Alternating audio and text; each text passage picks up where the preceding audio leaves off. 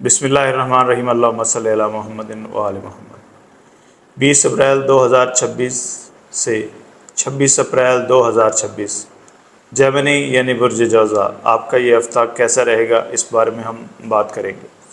इस हफ़्ते ज़ुहल यानी सैटर्न आपके कमरी बुर्ज के लिहाज से 10वें घर में मौजूद है। इस वजह से आप में तवानाई तो काफ़ी होगी, लेकिन काम का दबाव भी ज़्यादा रह सकता है। इसके बावजूद आप अपने ख़ानदान के साथ वक्त गुजारने का मौका निकाल लेंगे।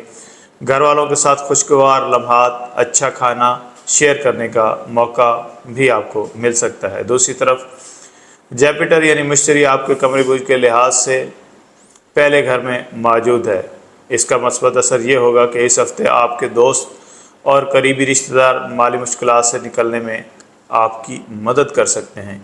इनकी मदद से आप न सिर्फ अपने माली हालत बेहतर बना सकेंगे, बल्कि मुमकिन है कि अपने कुछ पुराने कर्ज़ भी अदा कर देंगे।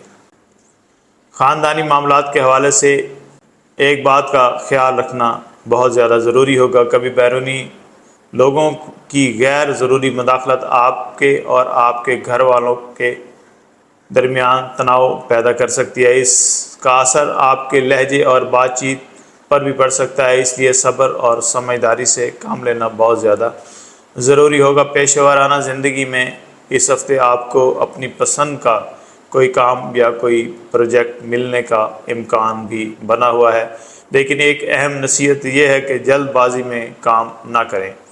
हर काम पूरी तवज्जो मेहनत के साथ अंजाम दें, क्योंकि ये तरीका आपको मुस्तकबिल में तरक्की या प्रमोशन की तरफ ले जा सकता है। तलबा के लिए यह हफ़्ता काफ़ी बेहतर रहने का इम्कान है। तालीम के मैदान में पेश आने वाले कई मुश्किलात ख़त्म हो सकती हैं, जिसकी वजह से आपको खुद को ज़हनी दबाव से आज़ाद और ताज़ा दम महसूस करेंगे। इस वक्त से ज़्यादा फ़ायदा उठाते हुए पढ़ाई के साथ साथ जिस्मानी सरगर्मियों यानी कि वर्जिश के लिए भी वक्त निकालें, ताकि आपकी तवानाई बरकरार रह सके।